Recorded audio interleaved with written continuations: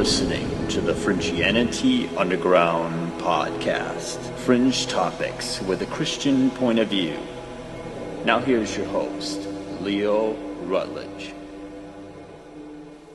Today's episode is on human trafficking, sex trafficking, whatever you want to call it. But it's basically bringing people across borders and around the world for basic slavery uses. And it's really sickening, and I feel it needs to be exposed. So I'm doing a show on it, even though I feel kind of down about it because of just dealing with the thought of all this stuff is kind of a dark thing to think about. And as a Christian, I'm not exactly pumped to do a show that talks about such terrible content. So, with that, let's get to the show.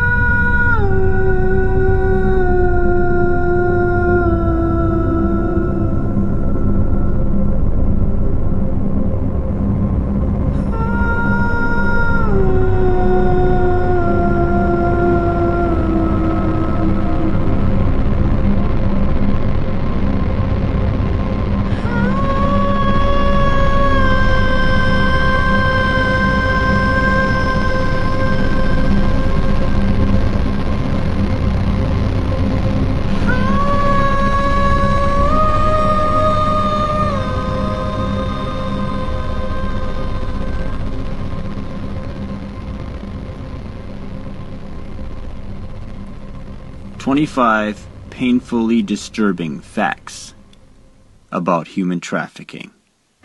Number 25. The average cost of a slave in 2013 was between $90 and $100 US. Number 24. In most regions, 80% of trafficking involves sexual exploitation. Number 23. The remaining 20% is generally for labor exploitation. Number 22. The number of slaves on Earth today is estimated between 20 and 30 million. Number 21.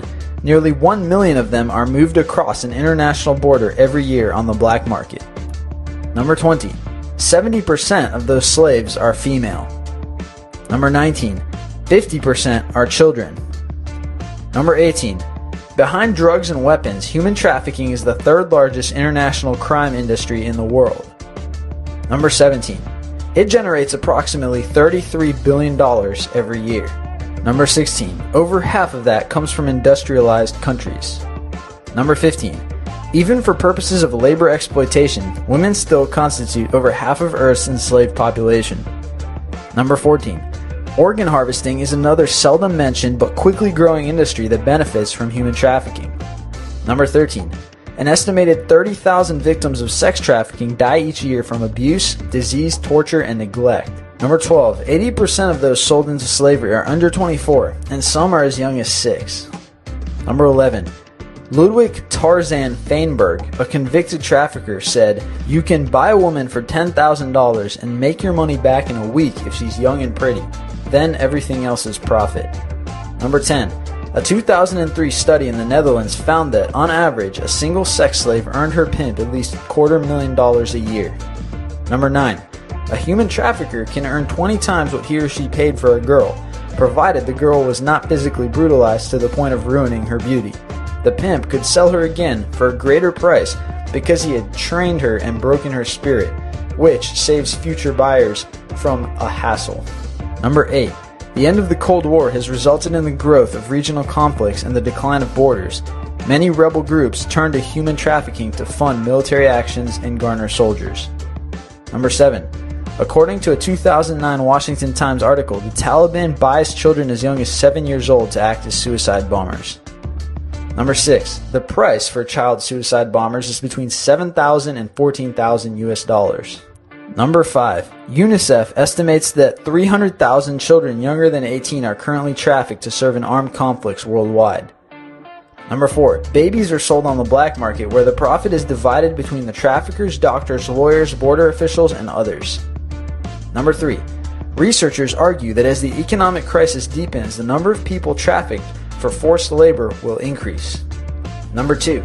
Human trafficking is one of the fastest growing criminal enterprises because it holds relatively low risk with high profit potential. Criminal organizations are increasingly attracted to human trafficking because, unlike drugs, humans can be sold repeatedly. And number 1, there are more slaves in the world today than ever before in history. Okay, so that was kind of the roundup of all the terrible things that are going on with slavery in the world, basically. And, I mean, that sums it up, number 1. I mean, today there's more slavery than ever before in history. Well, there's more people than ever before, as far as I know.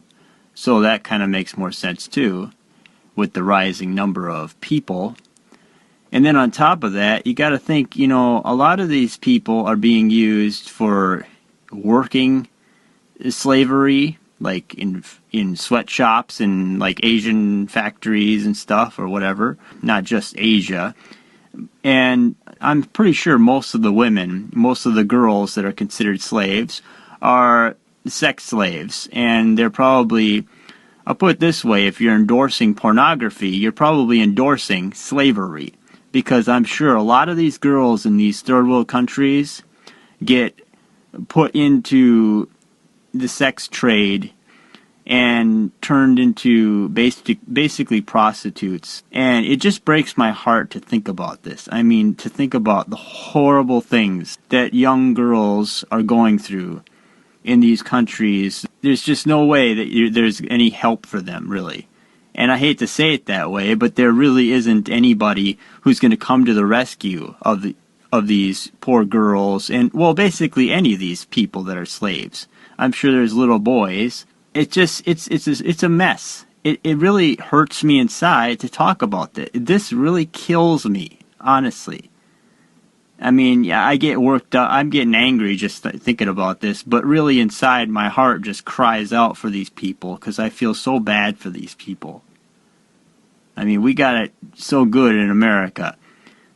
But that's not to say that America doesn't have slavery and sex slaves and all this stuff going on. I'm going to play some clips from people talking about DynCorp, which is an American, well, a worldwide thing, but I think it was started in America, and that's basically where the slaves are. And, you know, it's a trafficking of souls. That's basically how the Bible would describe this. There's always going to be slaves until Jesus returns. That's basically how it is. Jesus didn't really say anything about slavery because he knew that the human condition is always going to have people at the top who think they're better than everyone else and that they will want slaves, workers, people who are under them that they can control. So I'm sure Jesus realized this, and that's why he said, "The poor you have with you always." It's because he knew that sin is in the world. He's not stupid. It's not like he endorsed slavery. It's just that he knew that slaves will always be in the world because there's elites.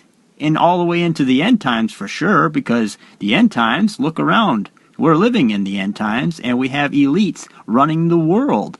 And what do they want? They want all of us to be their slaves or die. Basically die. That's what they're looking for. Because if you read the Georgia Guidestones, you get to see the number that they want, 500 million. Well, that's a whole lot of us are going to have to die to get to that number, aren't we? Basically, that sums up the whole situation. I mean, that's kind of how it is. Elites run the world, and we're all just a bunch of slaves. We don't own anything. If you really think about it, well, I shouldn't say they don't own anything either, but they act like they do, and they use laws and policing to control you. Try not paying your land tax and find out how free you are. I guarantee you, you'll be sitting inside of a prison real soon. That means you don't really own anything. That's your ground tax. You pay taxes on the ground you're living on.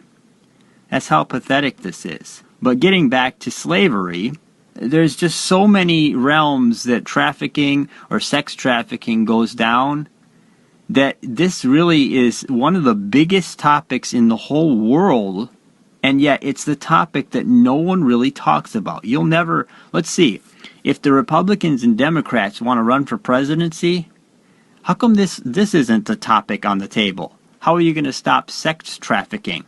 How are you going to stop slavery? Oh, they don't talk about that. No, this is not a priority. Abortion, that's not a priority. No. Letting ISIS come into our country, that's not a priority.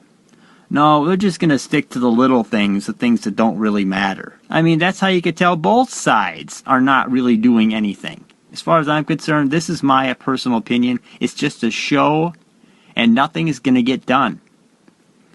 Oh, when they get into office, things are going to get done. Like Christians are going to lose their rights. Christians are going to be ushered into camps. That's what's going to get done. That's kind of how everything has to go. According to the Bible, that's where things are going to go. Christians are going to be hated by all nations, no matter what.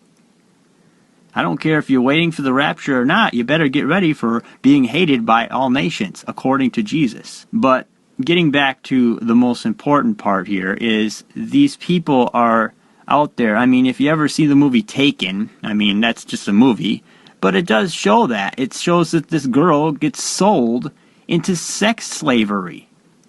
I mean, it's sickening. And there's people bidding on these people like they're just a piece of meat.